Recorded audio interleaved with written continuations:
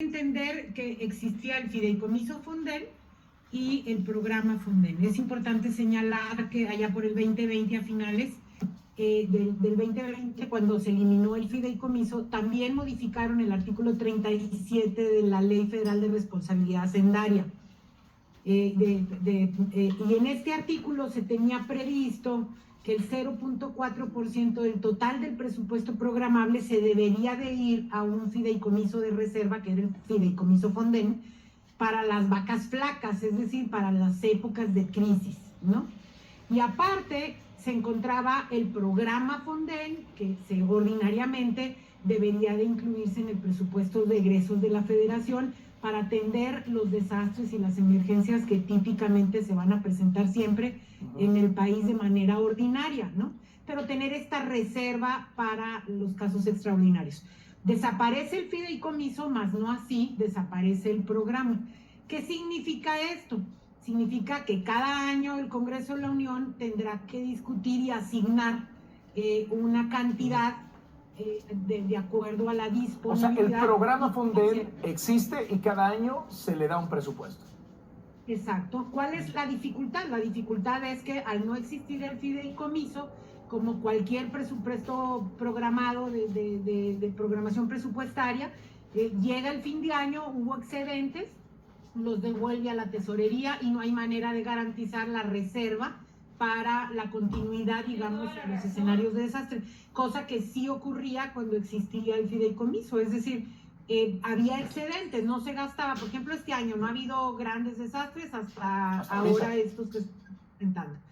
Y imaginemos que había alrededor de 11,000 millones de pesos, ¿no? Bueno, pues ese presupuesto, al llegar al 31 de diciembre, tendrá que reintegrarse a la tesorería porque no hay a dónde consignarlo para garantizar la continuidad de las obras en el proceso de reconstrucción. Pero tendría que funcionar y activarse en este momento y activarse con la misma celeridad con la que se activaba antes, ¿no?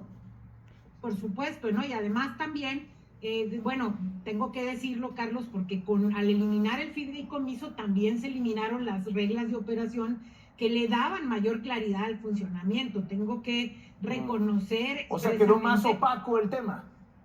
Por supuesto, porque por ejemplo se eliminó, se incrementó la discrecionalidad de los servidores públicos.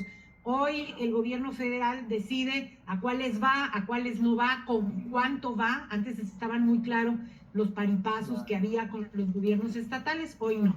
Hoy el gobierno federal decide si va, si coparticipa y con cuánto coparticipa. Esto abre la puerta para que en medio de una campaña electoral presidencial se use el dinero de apoyo a los damnificados con fines electorales. Sin duda, por supuesto que sí.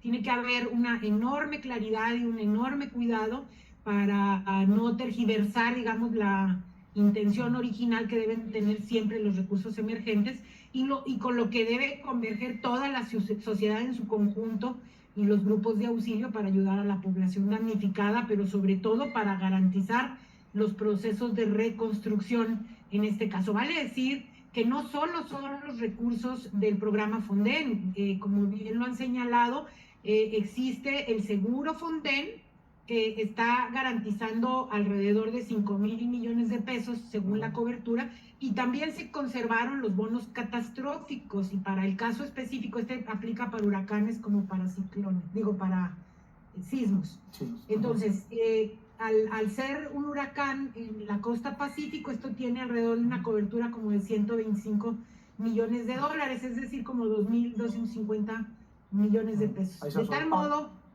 que el excedente del presupuesto que se hubiese programado al programa Fonden, más estos poco más de 7,000 millones de pesos, pues deberán estar disponibles para la atención de Otis como de Norma, supongo que también le aplicaría, ¿no? Ahora bien, ¿ha sido lenta la respuesta del gobierno federal? ¿No hubo la suficiente prevención frente al tamaño de meteoro que pegó de cara a las imágenes que estamos viendo, a las horas en que ha estado incomunicado el estado de Guerrero, al hecho mismo de que el presidente haya quedado atorado? No sé por qué no le dieron estos helicópteros de alta tecnología que el gobierno tiene en su poder y que el presidente usa todos los fines de semana para ver al Tren Maya, etcétera, etcétera. ¿Qué tal la respuesta del gobierno desde su punto de vista, usted que ya estuvo en esa silla?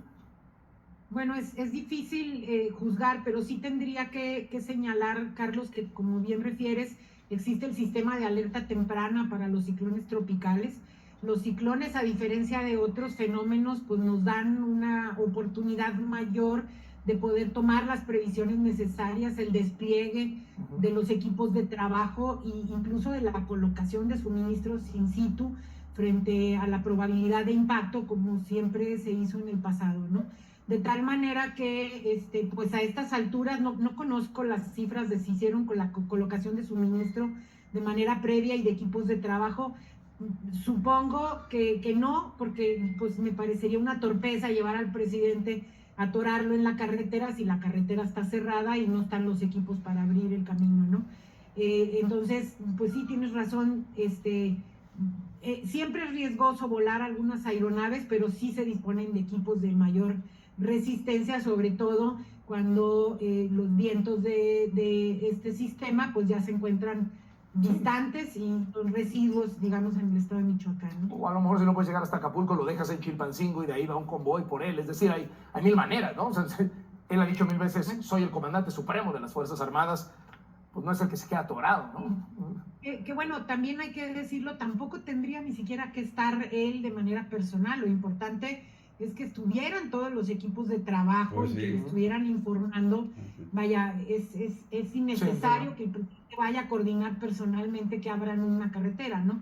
Cuando además vale decir, tiene muchos años que se tiene perfectamente visto y claro que los puntos más vulnerables en caso de Guerrero lo es el aeropuerto y la carretera, ¿no? Estaba previsto en los escenarios incluso para casos de sismos, de tsunamis, es decir, está en planes de respuesta del gobierno federal. Yo espero que se conserven esos planes, ¿no?